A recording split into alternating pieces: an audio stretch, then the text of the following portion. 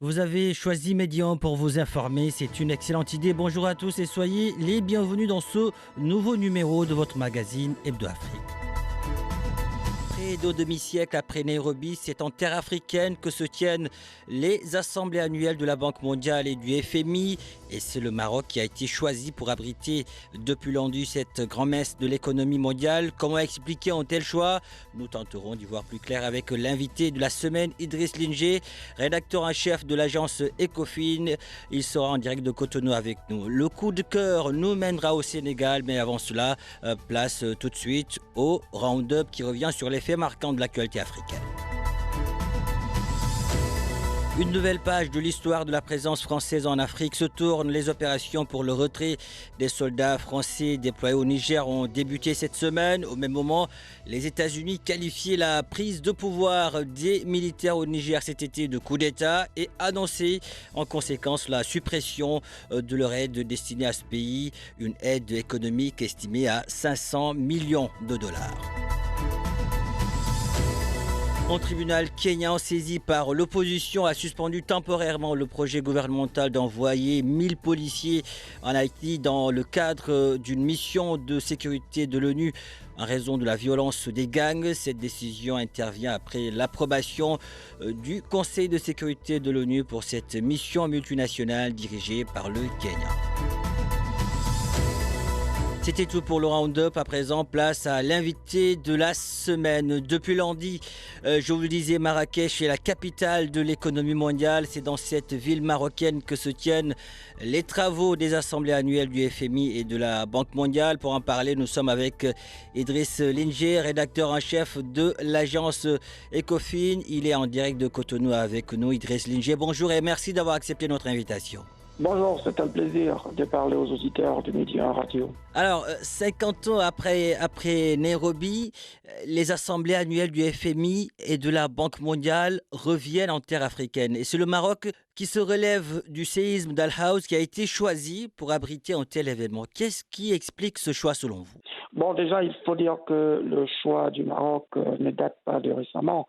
C'est un choix qui date depuis, je pense, 1 ou 2 ans. En général, les rencontres de la Banque mondiale se déroulent chaque année.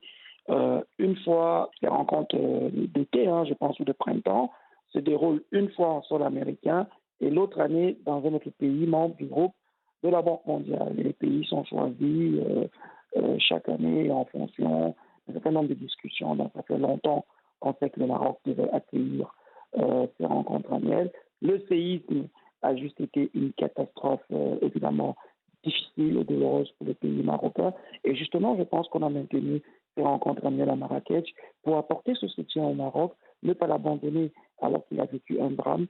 Et c'est pour ça que ça a été maintenu. Mais le Maroc devait déjà abriter ces rencontres-là, quoi qu'il advienne. Et nous sommes bien heureux que le séisme n'ait pas déstabilisé complètement le pays, ou alors que le gouvernement ait pu accueillir cet événement malgré la catastrophe. En tout cas, beaucoup de startups ou bien de représentants de startups africaines sont en ce moment présents à Marrakech. Comment envisagez-vous que ces assemblées annuelles puissent, disons, stimuler le développement et le financement de ces startups africaines compte tenu de leur rôle, disons, le croissant dans l'innovation et la création d'emplois sur le continent? Aujourd'hui, les startups africaines ont besoin de financements longs. Ils ont besoin de financements qui ne sont pas des financements prédateurs, parce que l'innovation est un domaine d'exploration en matière économique où on n'est pas sûr des résultats. On peut gagner et on peut perdre. Les institutions de financement de développement, comme la Banque mondiale, peuvent servir de fait levier à l'effet de pouvoir drainer des financements longs, des financements sécurisés. Et justement, ces startups sont là pour dire arrêtez de voir l'Afrique comme un domaine risqué, parce que même la Banque mondiale et le FMI continuent d'entretenir un laïus selon lequel le continent africain est très risqué, c'est un problème. Il y a des problèmes partout dans le monde, mais dès que ça concerne l'Afrique, c'est terrible, c'est catastrophique, c'est mauvais.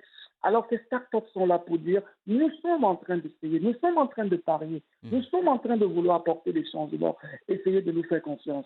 Et on espère que leurs cris seront entendus par les institutions de financement du développement qui font un gros travail, parce qu'il faut rappeler que derrière le groupe de la Banque mondiale, il y a par exemple International Finance Corporation, la Société financière internationale, qui est un gros levier de financement, qui est l'un des plus gros financeurs du secteur privé en Afrique et dans les autres pays, dans les autres régions en développement.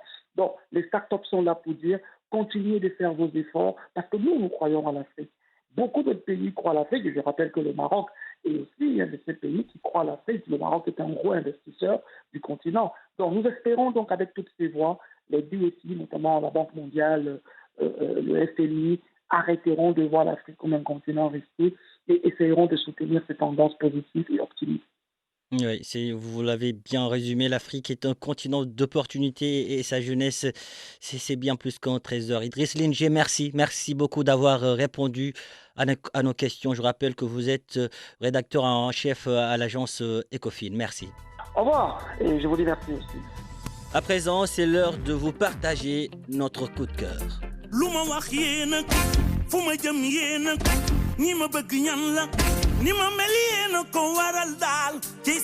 Un coup de cœur qui nous mène au Sénégal. Sur place, Sini Samba a relevé le défi de mettre sur le marché des produits bio pour bébés, de petits pots aux recettes saines et savoureuses. Tout est préparé sur place avec les produits du terroir. Aujourd'hui, Sini Samba, avec sa start-up Lionceau, enchaîne les prix. Cet ingénieur en agroalimentaire a vu juste en quittant la France pour venir mettre son savoir-faire au service de son pays. Alors, donc, suite à mes études à Montpellier chez Bagro en tant qu'ingénieur en agroalimentaire, du coup, j'ai travaillé chez le leader en France de l'alimentation pour bébés. Et c'est de là où j'étais devenue passionnée par le secteur de la petite enfance, de la nutrition infantile en particulier. Et du coup, ça m'intéressait de comprendre un peu dans mon pays d'origine, ici au Sénégal, qu'est-ce qui se passait, comment les parents ont l'habitude de fonctionner avec les bébés. Et j'étais choquée de voir qu'au fait, 100% de l'offre à l'époque, sur tout ce qui est gamme petits pots pour bébés, 100% de l'offre était importée et qu'il n'y avait pas d'acteurs locaux, au fait, qui fabriquaient des aliments pour les bébés. Et en même temps, en fait, j'ai vu qu'il y avait beaucoup de pertes agricoles, beaucoup de pertes post-récolte, notamment sur la mangue. Et je me suis dit, pourquoi ne pas valoriser ces pertes agricoles, transformer ces fruits, ces légumes et en faire des aliments pour les bébés qui va être adaptés aux habitudes de consommation locales. De petits pots pour le plaisir de bébé et maman. Voilà qui referme ce numéro d'Hebdo Afrique. Merci de m'avoir suivi. On se donne rendez-vous la semaine prochaine, toujours sur Média.